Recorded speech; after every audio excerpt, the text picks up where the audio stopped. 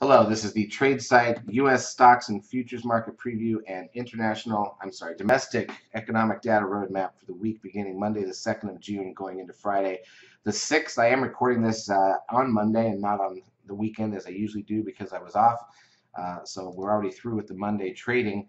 This chart, it's actually useful information to have that. This chart will show you that the S&P daily chart had completed the 8th bar up here on the daily here on Monday by even though we gapped up and we sold off, that didn't look so good.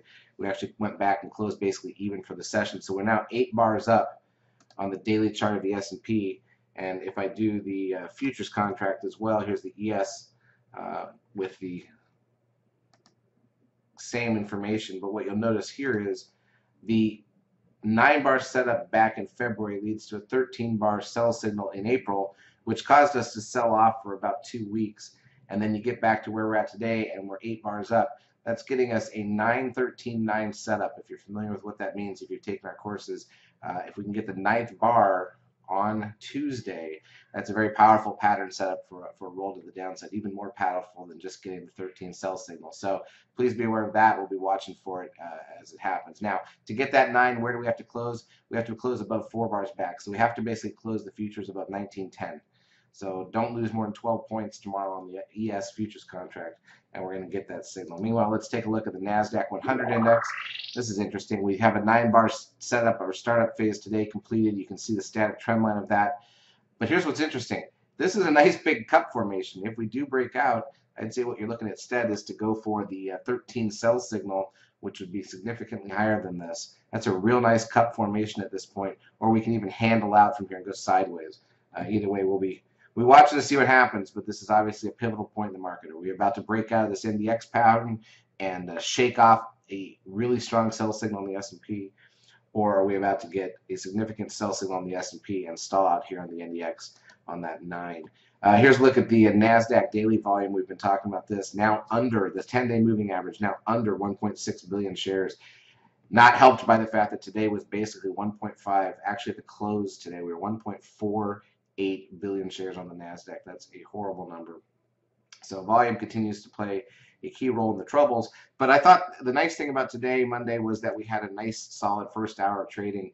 At least we got some movement, even if in the end, after that first hour was over, all we did was drift back up to even and go flat for the rest of the session. Volume never came back in the afternoon, but it's still nice to see that that was capable of doing something, because the last 2 weeks have certainly been a little slow. Here's a look at Apple. Rolled over today after their series of announcements. And remember, they're still in stock split mode, so it should be hard to put pressure on this stock. But then again, it's a buy the rumor, sell the news type of deal when they come out and make all their announcements for this first half of the year. Here's a look at the Google chart, which was sold off also this morning along the way, bounced off the 10 EMA. So Google coming back, Apple coming back. Let's take a look at Amazon. Also rolled over a bit right on the 10 EMA. Let's look at Netflix. It was actually higher today, one of the few stocks that were higher early as well. We can also take a look at Twitter, which has been interesting lately, rolling back over and in danger of breaking back into the 20s. Ultimately, could form a 13 buy signal here on the seeker tool, probably without going too much lower. We'll be watching to see what happens there. The green line would be the target if we get the 13 buy signal. That's the static trend line of that move. Made some money today, short Facebook, and it also pulling back towards the 10 EMA. Overall, it was a good trading day. Made money in futures, made money in stocks, forex, nothing triggered, but it was all in the first hour or so. After that, we had a pretty solid volume warning for the first hour's play, and after the first hour's play, and things really dried up from there. Look at the stocks, which closed at new highs for the session today, or today's session, new highs on the stocks index. And here's a look at the biotechs. Let's roll now to the intra-week action, as we like to do. Take a look at the futures from the last week or so. What I'm going to do is set you up here with 10-minute bars on the ES. I'm going to get rid of Monday, because this is what you saw Monday, by the way. The 10-minute bars, we had a 13 sell signal Friday at the close. Look how that risk line has completely contained what we did here. But that was the big, nice sell-off. Look at this. You can see one of the nicest moves we've had in a long time. Okay, if you look back the last week or two, we haven't had anything like that. So that's why we were able to make some money. That's all you really need, either direction, to make some money.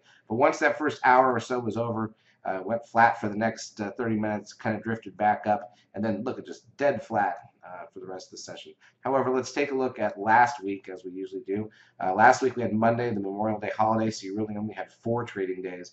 So now you're looking at the prior Friday and then the gap up for the holiday. They opened the futures market for part of Monday, and then the start of Tuesday, which was a flat session. We have not filled the gap from the prior Friday's close. That's back at 1897. Obviously, if we get that 913.9 on the ES and the S&P, and we start heading lower, that's going to be a target to watch, is that area.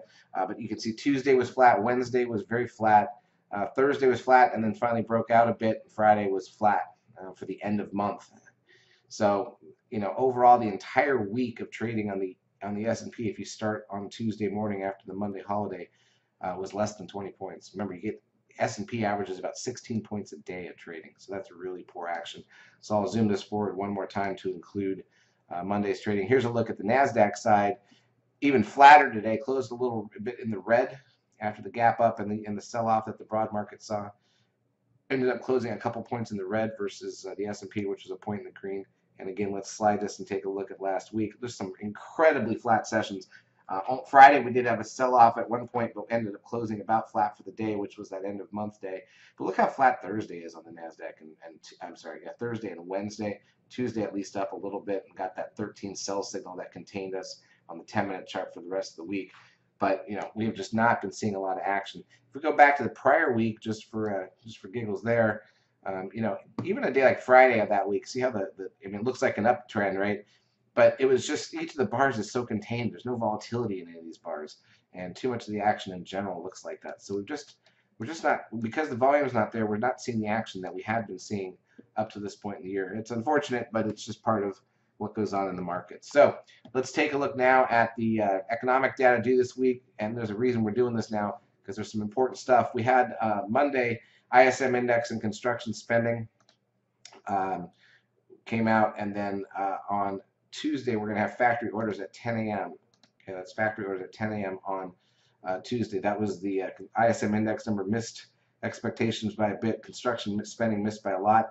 Factory orders will be at 10 a.m. We got auto and truck sales in the afternoon. Wednesday, however, bigger day for data. MBA mortgage index, ADP employment change, trade balance is a big number usually. That could move us. Revised productivity for Q1 and unit labor costs. And then ISM services, another one that's important. Crude oil inventories after that. The Fed beige book in the afternoon, which can also move the market. Thursday, we've got challenger job cuts, initial and continuing jobless claims, and our natty gas data. And then on Friday, another big one, and again, maybe Thursday, we even wait in the second half of the day, waiting for this data. We've got non-farm private payrolls with the unemployment rate, and then consumer credit in the afternoon. So a lot of data to look forward to this week. Hopefully that'll cause a little more action and volatility. We didn't have much data last week. We had a short week because of the holiday, and we were focused on the end of month, which kept us contained on Friday. So this is really a lot more open. The month has started. But the volume reading here on Monday, even though we had that early move, was not positive. So I don't know. We'll see what we get, and we'll be trading it from the lab as usual. Charts brought by eSignal 11, and we'll see you there.